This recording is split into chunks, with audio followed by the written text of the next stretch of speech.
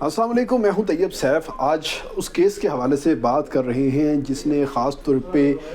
تمام نوجوانوں کے اندر ایک کریوسٹی جگا دی ہے کہ آخر یہ مصطفیٰ قتل کیس ہوا کیسے، ارمغان کیا کر رہا تھا اور اس کے ساتھ ساحر جو ہے وہ کیا کر رہا تھا، آخر یہ کس چیز کا بزنس کر رہے تھے جو کروڑوں روپے انہوں نے کمائے ہیں۔ ان تمام تر چیزوں کی جو بازگشت ہے اب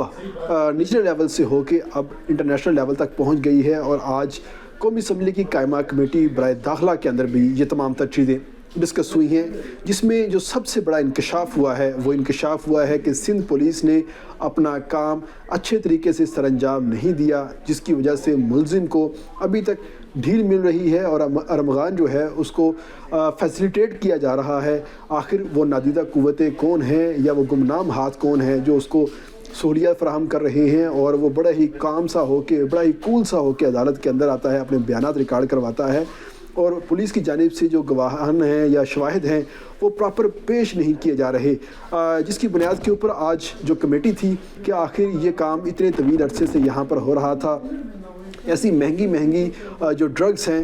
وہ ڈارک ویب کا استعمال کرتے ہوئے وہ بیچی جا رہی تھی، کروڑوں کا دھندا ہو رہا تھا، ہمارا جو بینکنگ سیکٹر ہے اس کے اندر استعمال ہو رہا تھا، تو آخر یہ تمام ادارے پہلے کہاں پر تھے؟ یہ تمام لوگ ایک قتل کے بعد، ایک اغوا کے بعد جو ہیں یہ جاگے ہیں، اس سے پہلے ان کے پاس کیا اس طرح کی ڈیٹیل نہیں تھی یا ان تمام لوگوں نے آنکھیں بند کی ہوئی تھی؟ تو یہاں پر آپ کو میں بتاتا چلوں کہ آخر یہ جو مصطفیٰ، ارمغان اور جو ساحر تھے، آخر یہ کس طرح کی جو ڈرگز ہے اس کو بیچ رہے تھے۔ بیسیکلی ان کے پاس 3 طرح کی ڈرگز ہوتی تھی۔ پہلے نمبر پہ جنگل بوائے، نمبر 2 پامیلا، اور اس کے بعد جو ہے جلیٹو جو ہے نام کی ایک ان کے پاس ڈرگز ہوتی تھی جس کو یہ بیچا جاتا تھا۔ نمبر 1 جو جنگل بوائے سب سے مہنگی کنسیڈر کی جاتی تھی، 1 گرام، میں 1 تولہ کی بات نہیں کر رہا، 1 کلو کی بات نہیں کر رہا، 1 گرام کی بات کر رہا ہوں۔ 1 گرام جو جنگل بوائے تھی وہ 15,000 روپے کی فروخت کی جاتی تھی، اور اس کے ساتھ جو پامیلا نام کی جو ڈرگ تھی اس کا 1 گرام کا ریٹ 12,000 روپے ہے، اور اگر ہم جلیٹو کی بات کرتے ہیں تو اس کا 1 گرام کا ریٹ 10,000 روپے تھا۔ تو یہ تمام تر ڈرگز تھی جو کہ بیچی جا رہی تھی، اور یہ انکشافات ہوئے ہیں پولیس کی رپورٹ کے اندر، جس کے بعد آج جو ممبران قومی اسمبلی ہیں انہوں نے سوالات کیے، جو انٹیریئر سیکرٹری سندھ آئے ہوئے تھے ان سے پوچھا گیا کہ اگر ہم نے آج آئی جی کو یہاں پر بلایا ہوا تھا بریفنگ دینے کے لیے، تو آئی جی یہاں پر کیوں نہیں آ سکے؟ اس سے صاف ظاہر ہوتا ہے کہ سندھ پولیس اس کیس کو حل نہیں کرنا چاہتی، اور خاص طور پہ سندھ پولیس نے ابھی تک جو ڈارک ویب استعمال ہوئی ہے، جو کرپٹو کرنسی کا یہاں پر استعمال ہوا ہے یا بینکنگ چینل کا استعمال ہوا ہے، اس کے حوالے سے بھی کسی قسم کی تفتیش نہیں کی، صرف ابھی تک قتل اور اغوا کے حوالے سے ہی تمام تر باتیں جو ہیں وہ یہاں پر کرتے ہوئے دکھائی دے رہے ہیں۔ اس کے ساتھ ہی جو کمیٹی تھی، کمیٹی کی جانب سے یہ ایک تجویز دی گئی کہ فوری طور پر اس معاملے کے اوپر ایک جوائنٹ انویسٹیگیشن ٹیم جو ہے وہ تشکیل دی جائے، جس میں حساس ادارے جو ہیں وہ بھی شامل ہوں، اور ساتھ میں ایف آئی اے جو ہے وہ بھی اس کے اندر شامل ہو جائے، تاکہ جو ایک سوشل میڈیا کا استعمال ہوتا تھا یا ڈارک ویب کا استعمال ہوتا تھا اس سے چیزیں پتہ چل سکیں کہ آخر یہ چیزیں کس طریقے سے آپریٹ ہو رہی تھی، اور اس کے پیچھے جو ماسٹر مائنڈ ہے وہ کون تھا، اور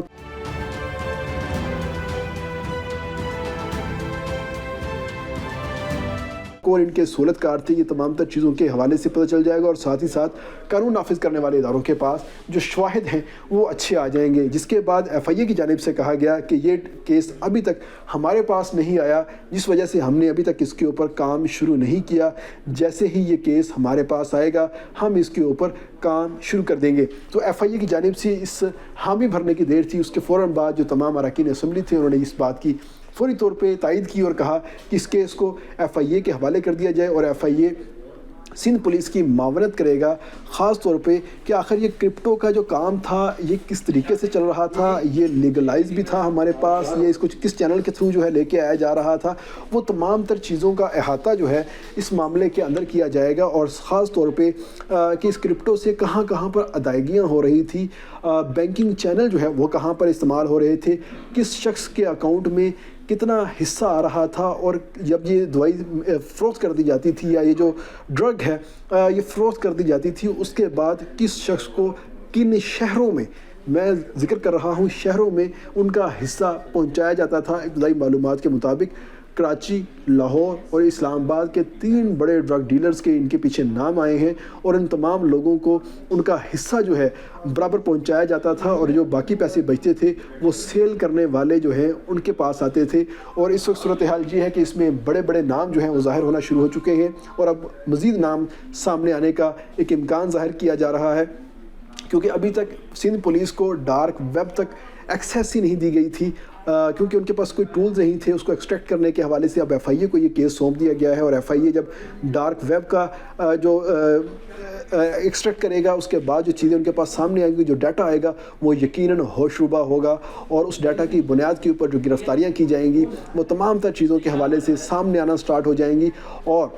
بڑے بڑے نام ایک دفعہ پھر سے حوالات کے پیچھے یا اخباروں کی شاہ سرخیوں کے اندر آتے ہوئے ہمیں دکھائی دے رہے ہیں۔ اور اس وقت صورتحال یہ ہے کہ ایک اور میٹنگ اس کے اوپر بلائی گئی ہے، اور وہ میٹنگ جب آئے گی اس کے اندر آئی جی سندھ خود بھی پیش ہوں گے، ایف آئی اے اپنی رپورٹ بھی پیش کرے گا، جس میں ڈارک ویب سے حاصل کیا گیا ڈیٹا، جو ٹرانزیکشن ہوتی تھی، بینکنگ ٹرانزیکشن ہوتی تھی، اس کا ڈیٹا بھی یہاں پر پیش کیا جائے گا، اور خاص طور پہ جو سندھ پولیس نے اپنی انویسٹیگیشن کی ہوگی خاص طور پہ قتل اور اغوا کے حوالے سے۔ اس میں ایک بات جو ہے قابل ذکر ہے، جو ارمغان ہے اس کو بار بار ریلیف مل رہا ہے، اس حوالے سے جو قادر پٹیل ہے ان کی جانب سے کہا گیا کہ ارمغان نے پولیس کے اوپر فائرنگ کی، اس کے باوجود اس کے باوجود اس کو پروٹیکٹ کیا جا رہا ہے اور اس کو محفوظ بنایا جا رہا ہے، اور اس کے خلاف اس طریقے سے چارج شیٹ شامل نہیں کی گئی جس طریقے سے چارج شیٹ اس کے اوپر ہونی چاہیے تھی۔ تو اس چیز کو بھی اس کے اندر ہائی لائٹ کیا جائے، جس کے اوپر جو انٹیریئر سیکرٹری تھے حکومت سندھ کے، ان کا یہ کہنا تھا کہ ہم ان تمام تر چیزوں کو مانیٹر کر رہے ہیں اور ہر اینگل کے ساتھ ہم اپنی انویسٹیگیشن کر رہے ہیں، اور آئندہ جو میٹنگ ہوگی اس کے اندر تمام جو ایجنسیز ہیں جن کو یہ اب کام سونپ دیا گیا ہے وہ ایجنسیز اپنا کام کریں گے، اور کام کرنے کے بعد باقاعدہ طور پر یہاں پر رپورٹ پیش کی جائے گی، اور اس کی روشنی کے اندر